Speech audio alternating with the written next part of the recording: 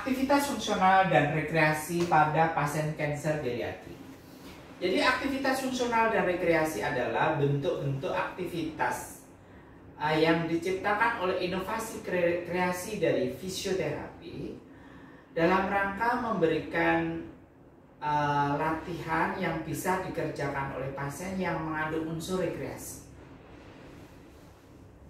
Hal ini penting sekali diberikan kepada lansia pada pasien kanker karena dengan AFR ini pasien merasa tidak monoton untuk melakukan treatment fisioterapi yang rutin biasa dilakukan. Bagaimana caranya? Aktivitas fungsional dan rekreasi itu bisa disesuaikan dengan hobi pasien. Misalnya, untuk melatih pasien dengan gangguan respirasi karena metastase kanker, terjadi gangguan bronkopneumonia maupun pneumonia, maka pasien bisa diajarkan menyanyi. Daripada misalnya dilakukan breathing, ayo tarik nafas, tiup, tarik nafas, tiup. Maka akan berbeda ketika pasien dilakukan latihan menyanyi misalnya. Misalnya si fisioterapi kreativitasnya dengan menyetel dari YouTube, karaoke, terus kita tuntun sesuai kesenangan dari ibu. Misalnya pasiennya suka dengan lagu-lagu nostalgia, maka latihan breathing exercises-nya bisa dengan lagu nostalgia. Misalnya pasiennya suka lagu pop, maka berikan dengan lagu pop. Oh, pasiennya suka lagu dangdut seperti Pak Budi misalnya, berikan lagu dangdut. Maka sebagai pengganti daripada breathing exercises, gitu ya. Terus ketika ya Pak Budi kan susah juga, namanya pasien justru belajar nyanyi kan ya susah, baru-baru Pak memikir nyanyi toh Pak, merasakan badan aja sakit. Maka kita bisa menggunakan bentuk-bentuk latihan lain yang intinya adalah ke arah latihan respirasi. Bisa menggunakan apa? Misalnya peluit, ya. Dia meniup peluit, maka dia merupakan pulse breathing, ya. Bisa aja menggunakan tiup tisu, ya. Wah susah Pak Budi pakai peluit ya. Sempat lah fisioterapi bawa peluit ya. Yaudah pasti di ruangan itu suka ada tisu ya. Pasien disuruh untuk meniup tisu. Lagi Bu, ini adalah bentuk kreasi aktivitas fungsional dan rekreasi pada pasien kanker. Terus apa lagi ya Pak Budi? Berbagai bentuk aktivitas fungsionalnya.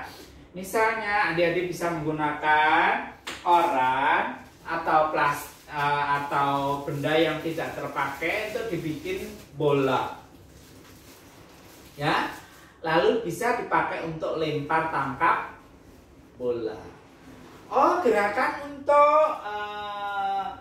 gerakan halus dari jari-jari tangan, maka bisa misalnya merobek dari kertas koran ya. Oh, coba kemampuan untuk otot-otot intrinsik jari tangan dia merobek koran misalnya. Kalau misalnya itu pasien sudah bisa didudukkan, maka bisa diajari dengan melipat baju, menyetrika apabila tidak berbahaya, atau berbagai aktivitas lain, misalnya aktivitas memasak, ya. Akan disesuaikan akan meja, kursi dengan posisi kompornya, dengan posisi ergonomi, dia kekurangannya di mana. Misalnya, oh dia di kursi roda, tapi hobinya masak.